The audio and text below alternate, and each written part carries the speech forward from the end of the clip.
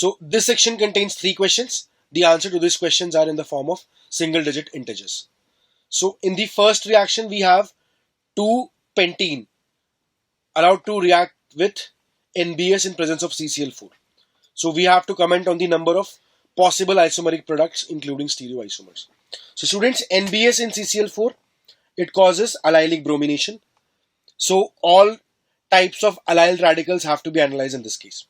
So in this case, we are going to have 2 allylic positions. One is the terminal one and the other is the non-terminal one. So we'll start with the terminal case first. We know that the allyl radical can undergo resonance. So we have to take into account that point as well. So we're going to have the resonance and this radical will be further formed. Now if we talk about the bromination can occur at this radical and at this radical also. Now the addition of bromine here does not generate a chiral center. However, the alkene present can show cis-trans isomerism. So there's going to be 2 possibilities here, which is the cis-trans. And if you look at the structure formed below, this cannot show cis-trans as it is a terminal alkene, but the bromine which is attached, it can be attached in 2 stereochemical ways and it will generate a stereocenter at this point. So we're going to have 2 different configurations, R and S, at this carbon. So we're going to have 2 isomers from the top and 2 isomers from the bottom. Now we have a different type of allylic radical. So we have this radical as well, and it can also undergo resonance. However, the radical formed after resonance is the same. So both of these are identical, so we need not consider both of them. This is exactly same as the previous one. So we can talk about this radical, and the addition of bromine will take place over here. So this will lead to the formation of this structure.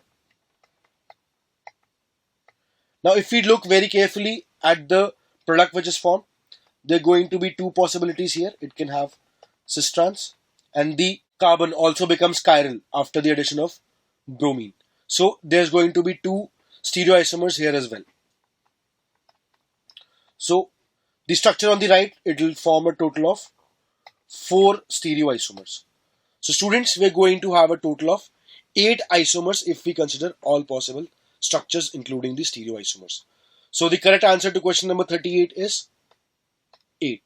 Let us look at the next question, question number 39. So in this question, we have to report the total number of aromatic compounds. So the first structure is borazine, that is also called as inorganic benzene. It is aromatic. It has 6 pi electrons in complete conjugation.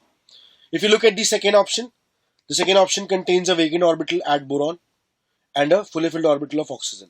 So this also contains 6 pi electrons in complete conjugation. This is also aromatic. In the third structure, the ring on the left is the benzene ring. This is also aromatic. Fourth option does not have complete conjugation. It is non-aromatic. Fifth option has 4 pi electrons in complete conjugation. It is anti-aromatic. The sixth structure has 2 pi electrons again. This is also aromatic. If you look at the structure given in option 7, this is also aromatic. It contains 2 pi electrons in complete conjugation. The carbon ion here will lead to the formation of anti-aromatic compound. This is not correct. If you look at the structure given in option 9, we can have the bond polarization. So if the bond is polarized in such a fashion that the ring gets the negative charge and the CH2 has a positive charge, so it will make the ring as aromatic. So this is also aromatic. And if you look at the structure given in option 10, we can have the bond shifting in such a fashion that the 3-membered ring gets the positive charge and the 5-membered ring gets the negative charge. So this will also lead to both these rings being aromatic. So the bond will be polarized in order to attain the aromaticity. So option 10 is also correct.